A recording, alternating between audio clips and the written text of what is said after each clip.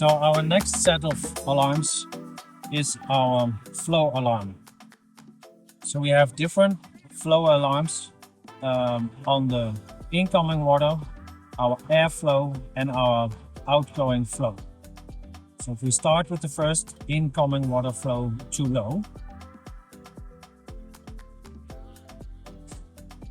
our inlet water flow is a fixed flow depending on the capacity of the device. So our PLC determines the set point for this flow.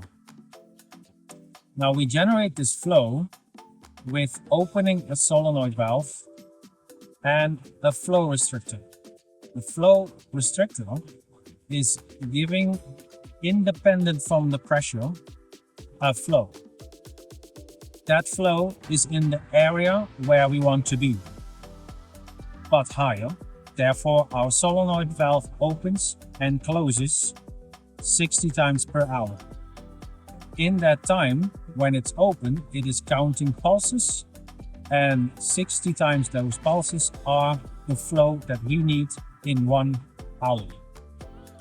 So if the flow is going below its set point, it will generate this alarm. Now that alarm can come from that there is actually no water flow supplied to the device. It can also be that we are not measuring correctly. So there is on the flow meter a cable that can be loose, for example. Or the flow meter has debris in it and therefore not detecting flow. It could also be that the solenoid valve is not opening or the flow restrictor is plugged.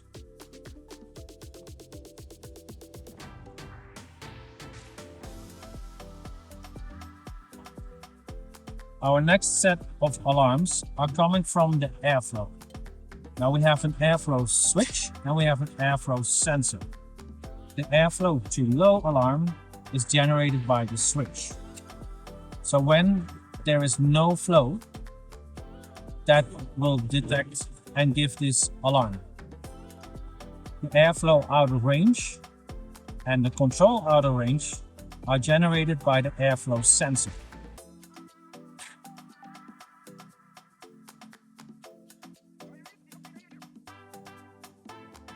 So we have two targets for the airflow, one during standby and one during production.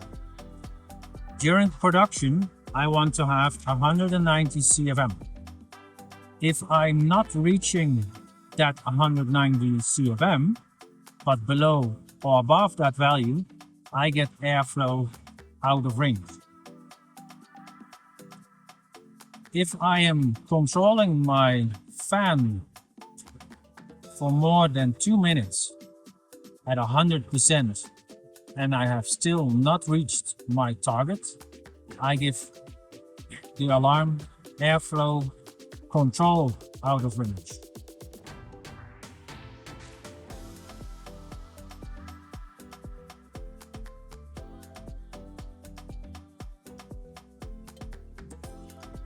The next set of flow alarms are coming from the booster pump, and these relate to the outgoing flow and to the control of the booster pump.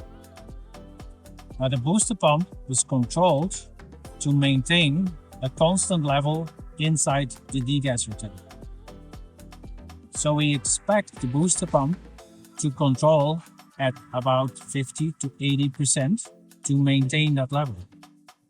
When I am controlling my booster pump longer than 2 minutes at 100% and I'm still not decreasing my level in the degasser tank, I give the alarm control to high. If I am controlling my booster pump at a very low level, let's say 20%, it means that I am emptying my tank with such a high volume or speed that there must be something wrong. So to get these too low or too high alarms, it means that I'm not transferring at a normal speed. Now there are two restrictors inside the booster pump discharge and recirculation line.